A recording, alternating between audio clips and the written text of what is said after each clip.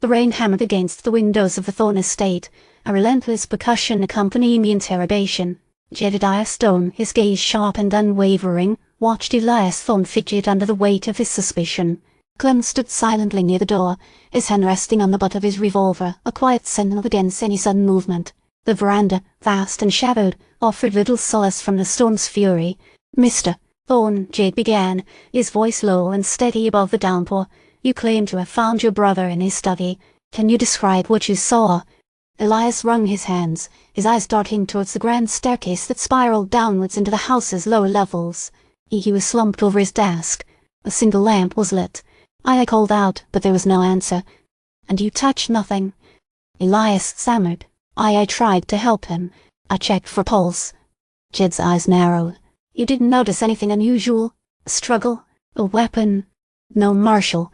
Nothing." Elias's voice cracked with a tremor that seemed genuine, yet Jed couldn't shake the feeling that something was being withheld. The unnamed woman, who had requested to remain unseen, watched from the shadows, her movements fluid and silent. "She's been our presence, a subtle force in Copper Canyon, an information broker who dealt in secrets and favors." Jed had learned to trust her instincts, even when they led him down uncomfortable paths. She hadn't spoken, but her keen eyes observed everything, registering the minute shifts in Elias's demeanor. The study, Jed continued, rising from his chair, was quite disheveled for a man who supposedly spent hours there. He gestured towards the lower level. "Clem and I will take a look around." The study was exactly as Jed had described, a chaos of overturned papers, scattered books, and a single, shattered glass on the floor. Silas's prized mockingbird carving, normally perched atop a bookshelf, lay broken on the rug. The air hung heavy with the scent of expensive whiskey and a faint metallic tang that Jed recognized as blood. Clem carefully sifted through the debris. "Look here, Marshal." He held up a small, leather-bound ledger. "Looks important." The ledger was filled with Silas's meticulous handwriting. Names, dates, and cryptic references to Carville and New Orleans dominated the pages.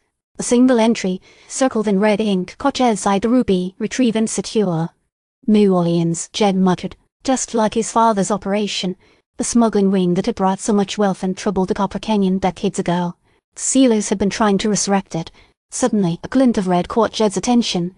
Hidden beneath a pile of papers lay a single, flawless ruby, its facets reflecting the lamplight. "The ruby," Jed murmured, recognizing the significance of the reference in the ledger. It was a message, a deliberate clue left by Silas's killer. The woman appeared in the doorway, her eyes fixed on the ruby. "A calling card," she said softly, her voice barely audible above the rain. "Someone wants you to know they were involved." "Who?" Jed asked, his gaze sweeping the room. "Someone who knows Silas's dealings," she replied. "Someone who wants something he had." Clem noticed something else. "Marshal, look at this." He pointed to a small, silver feather lying near the broken mockingbird carving. "Recognize this?" Jed's blood ran cold. The silver feather. He's seen that symbol before. It was on a shipping manifest he's confiscated years ago, a manifest linked to the same smuggling operation his father had been involved in, the same operation Silas was trying to restart. "It's a marker," Jed said, his voice grim. "It means someone in this town is connected to Silas's past, someone who knows more than they've told us."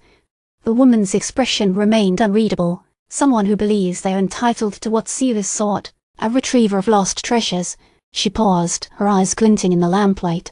"And it seems they're not finished collecting." Just then, a crash from upstairs shattered the silence. Elias Thorne was screaming. They raced up the staircase, Clem taking the lead.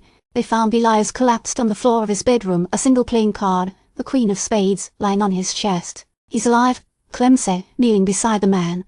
"But he's been shaken up." Jed glanced at the card. "A warning," he said grimly. "They're telling us to back off." He turned to the woman. "Who would do this? Who has the knowledge, the power, of the motive to threaten us?" The woman didn't answer. She simply pointed towards the window, where a fleeting shadow disappeared into the rain-soaked night. And as the storm raged outside, Jed knew that the secrets of Silas Thorne and the past of Copper Canyon were far from being revealed. The search for justice had only just begun, and it was clear that there was more to come than what the eye can see.